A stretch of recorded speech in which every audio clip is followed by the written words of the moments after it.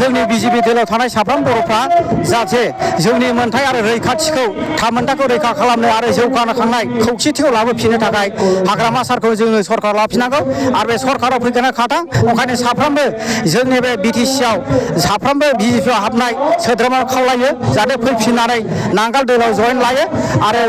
नांगालनि सहायाव बर होनानै बिपिएफ सरकारखौनो जै जै मै खालामो आरो आं मोनसे गोजोनथाव मोनदों जे हाग्रामा सारा जे फरायसाफोरनि 100 कौटि एबा फरायनानै बेखार जेंना थानायनो 100 कौटि जे बाजेट लादों बे जोबोर हामजाथाव बे जोबोद मोजां जादों आरो सेल्फ हेल्प ग्रुपनो 40 कौटि बेखौ बाजेट लानो जोबोर मोजां आरो कृषकफोरनो 50 कौटि जोबोर मोजां बेबादिब्ला जोङो बेबादि जों सोलिनो हायोब्ला बे बाजेटखौ बाहायनो हायोब्ला जोंनि बिटिसि हालामनि साफ्रोमबो मानसिफ्रानो जौगागोन आरो आगोल जेरैबादि जौगादों बेनिफ्राय साबसिन जौगागोन आं सानो ओंखायनो आं खावलायबाय आरो आङो बयखौबो खुलुमबाय जाहाथे गले गले हांख्रायो बिजेपिखौ नागारनानै नांगालाव जयेन लानांगौ आरो हाग्रामा सारखौ मदद खालामनांगौ आरो जोंनि 9 नं बनगावनि जे खुलुब सार बिथाङा जेरैबाबो देरहागोन जेरावबो आं फारफ्रोमबो नुबाय जेरावबो आङो नुयो आरो आं मेल मिथिङाव दा थांगासिनो दंखायो जोंनि जे 9 नं बनगावनि जे बिजाथि हाग्रामानि सारनि नेतृत्वआव जे केन्डिडेट जानो नागिरदों कुमुद सार बिथाङा जेरावबो जय जागोन आरो बेखौ आं इसोरनाव दिनैहाय आर'ज गाबबाय आरो बिथाङा जय जागोन आरो नांगाल गभर्नमेन्टआ फैथारगोन आरो हाग्रामाया जय जागोन जय बिपिएफनि जय आंजों फैफानाया गासैहाय 196 आरो माखासे एफएफएलनिफ्राय फैबाय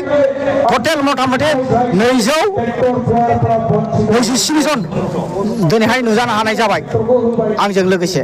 आं बेखौनो आङो मिडियानि सिगाङाव बुंथिनानै फोजोबनाय जाबाय गिबियावनो आङो मिडिया चेनेलनिसिम खुलुमनाय थाबाय गिबियावनो आङो जाबाय 9 नं बनगाव बियाबनि एसटि मोर्चानि सासे जेनेरेल सेक्रेटारिमोन आं गोबाव सम जेनेरेल सेक्रेटारि मावबाय थादोंमोन आरो आंनि बिबानखौ आं मोजां दैदेनबाय थादोंमोन नाथाय मोनसे दुखुनांथाव आङो दा माखासे आंखौ बिसोरो गाज्रि बिहेभ देखायदों देखायना जाहैबाय आङो रायजोनि मन्दिरनि मोनसे खामानि मावदोंमोन बाहाय राजिब बांगाल सारनि सासे सोद्रोमाया बेनि इउजार ग्रुपनि प्रेसिडेन्ट जादोंमोन बेखौ 2024 सेप्तेम्बर मासाव बेखौ खारै खानानै दाख्लै थांनाय 2025 जुन मासाव बेखौ बिलखौ रिलिज खालामनो हादोंमोन आरो बे बिल रिलिज खालामनाय लोगो लोगो बिनि एकाउन्टआव हाबदोंमोन एकाउन्टआव हाबब्ला राजिब बांगाल सारा बुंबाय जाहैबाय बे थाखाखौ दाहरथ' बिदि होननानै बिसोर दोनबाय थादोंमोन आराय माससिम आरो आं बे थाखाखौ सब समाय मोननो थाखाय नाजाबाय थादोंमोन आरो बे बिल थाफायनायाव आं 17,500 रिन जादोंमोन आरो खामानि मावनायनि माखासे दखानदारफोर बिनायाव आङो दुखु मोनदों आंहा मानो होनबा गोबां आफादनि आङो खामानि मावो बेजों लोगोसे ओंखायनो आं मान सनमान दं होननानै आं बे दोलाव थाला होननानै दुखु मोननानै आं जिरायना थाबाय थादोंमोन नाथाय बिसोरो सानना हरना आंनि न'सिम फैबाय थायो लेंफैबाय थायो नाथाय सिगां समाव बिसोर जेबो गुरुत्व होआखै जेब्लानाखि आङो जिरायना थायो अब्ला बिसोर लेंफैबाय थायो आं मोनसे खोथाखौ सानदोंमोन जे राजिब ब्रह्मआ आं एसटि मोर्चानि सेक्रेटारिखौ रिजाइन होयोब्ला बेयो टिकेटआव मोनसे मोननायनि माखासे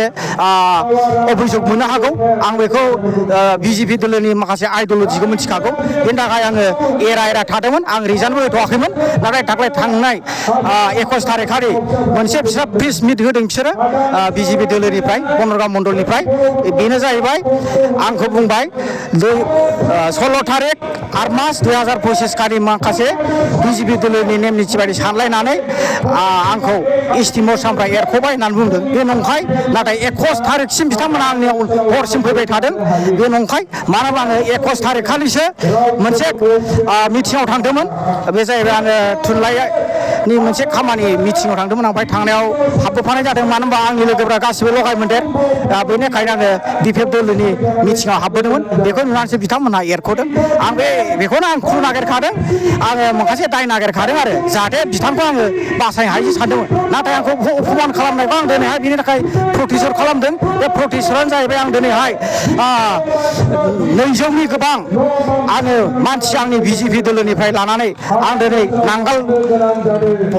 सहयाव भट होनो थाखाय आरो आं बिपिएफ हान्जायाव जयेन लाबाय